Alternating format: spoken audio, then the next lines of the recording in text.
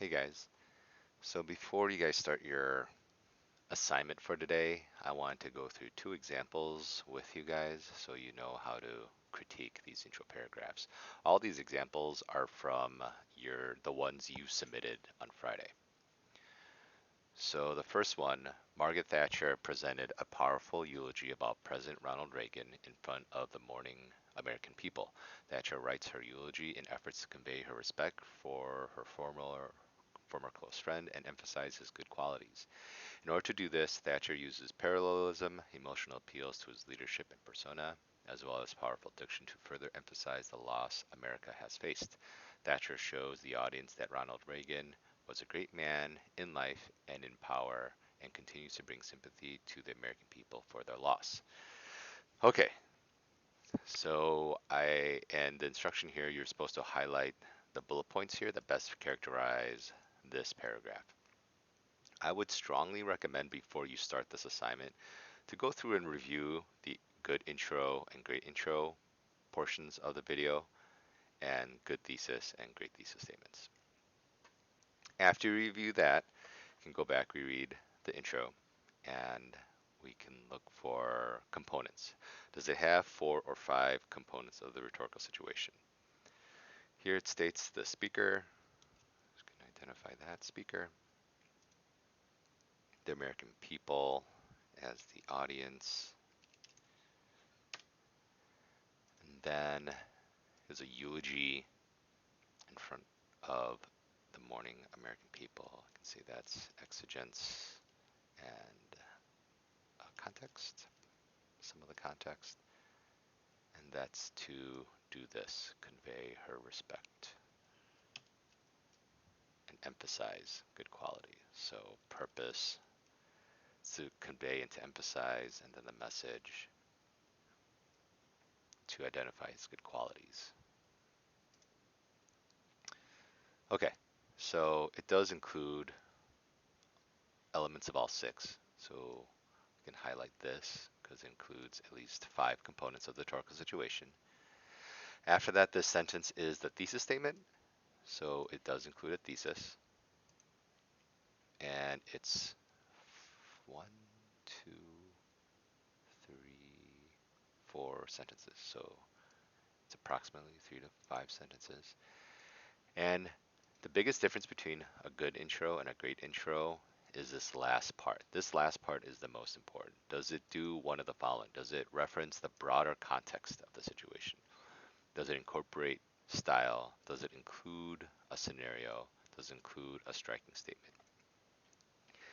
It doesn't include a specific or a striking statement or incorporate any memorable style or scenario. It does give some reference to the context, but not about the broader context. It doesn't address, the role of the prime minister or the relationship between the U.S. and England, the role of the president, or the idea of just giving a eulogy in general. So it doesn't really give reference a broader context.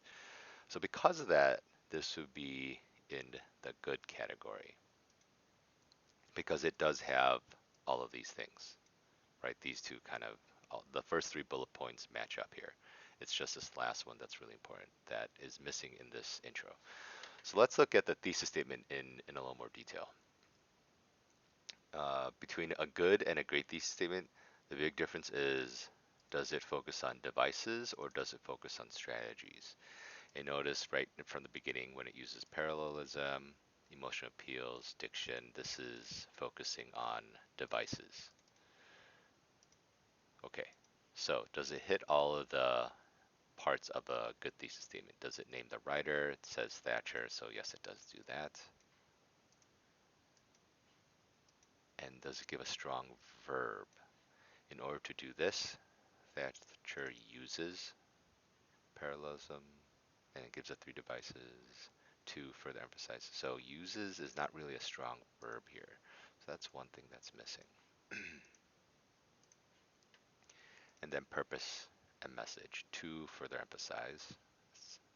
And then the loss the Americans have faced. That's the message. So it does have purpose and message. So the key thing missing here is the strong verb. And here, this is just if you want to if you need like a formula, this is how you'd follow it. So the writer, Thatcher, uses, so that's the strong verb is missing. So strong verb like convinces or compels or strengthens or motivates or inspires, something like that. But uses is not really a strong verb. So uses, um, so inspires through and then the devices. So it lists the devices and gives the purpose, which is uh, to further emphasize, and then the message, the loss that America has faced. So the key missing component is a strong verb. So it's really close to a good thesis statement and a good overall intro. So because of that, because it's missing that, it wouldn't be considered a good thesis statement. And then if you notice any major issues in the paragraph, highlight them below. It's not missing a thesis statement. It addresses all 6 components of the rhetorical situation, so it's not this. This next one does not address the rhetorical situation at all, is what this means. Obviously it does that. It identifies 2 specific devices. It identifies the writer, it identifies the purpose. It doesn't misinterpret any of the information. There weren't any major noticeable grammatical, spelling, or punctuation errors. Doesn't provide any irrelevant information. So there are no other major issues. It's pretty close to a good intro. It's just missing the strong verb. So it would be categorized as needs work, but it's really close to a good thesis intro paragraph. Now let's look at the second one.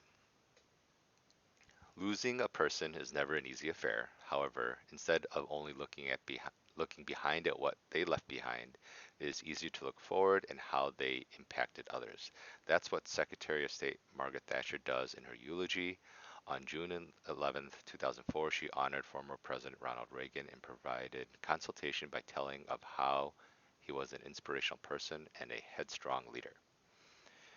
Okay, so let's look at the components. It states the speaker here, speaker,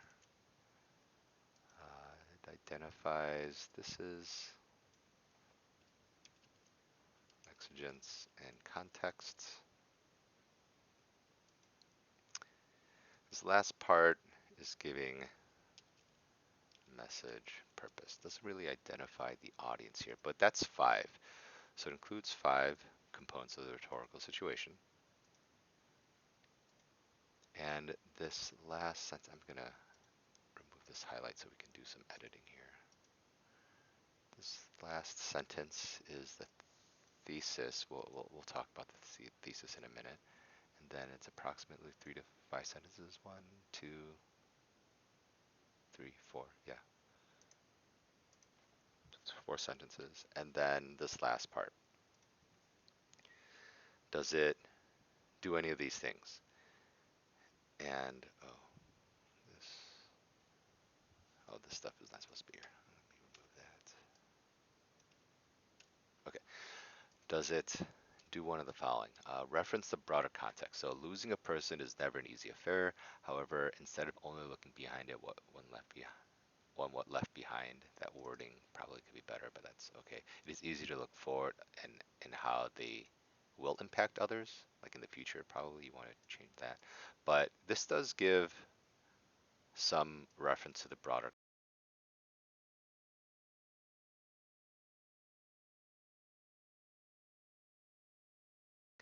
Sorry guys, my audio for some reason didn't work for the last half of the video, so I'm gonna cut this in here.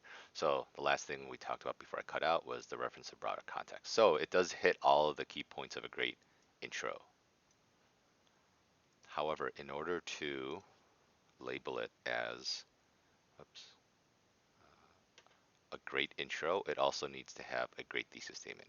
If it doesn't have both a great intro and then a great thesis statement, it'll be categorized as good, as long as it has all the components. If it's missing a critical component, you would just put it as needs work. Okay, so let's look at the thesis statement.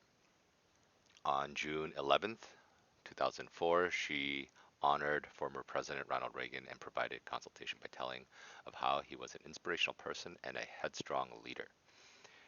So does it identify at least two strategies? What are the strategies? She honored former President Reagan, provided by, so here are the strategy, by telling how he was an inspirational leader. So this is too vague. It doesn't specify a strategy. It doesn't specify how it appeals to the audience, why it's effective for the audience. It doesn't specify how the speaker uses a specific structure, like identifying specific shifts of chronology or specific methods. So it does not identify the strategies. This is an issue here.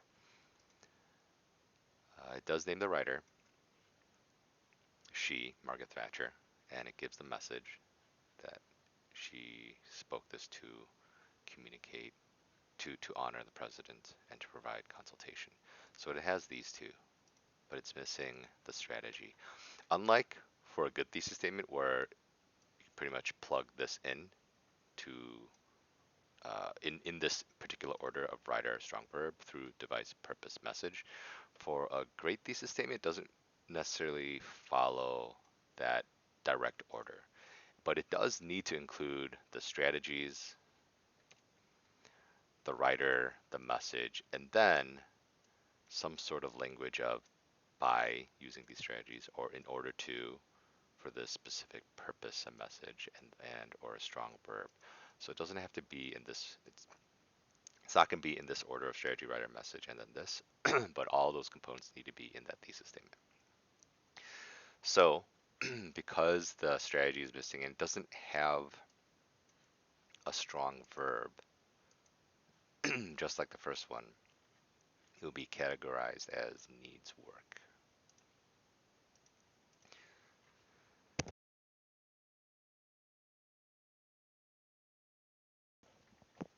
It's close though, just like the first one. So both are just missing the strong verb. So going over some other major issues. As a thesis statement, it addresses the rhetorical situation. It does not give specific devices or strategies, so that's an issue. Gives a thesis statement, and it also misinterprets information from the passage. I don't know if you noticed it, but in here, this sentence, that's what Secretary of State. Margaret Thatcher was not the Secretary of State. She was the former Prime Minister of England. So that is an issue with the second one.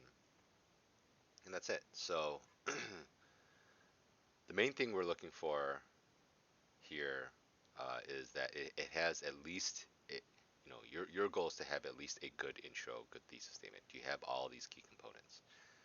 So this is what I want you to be looking for in the 6 examples for today, right? Thanks.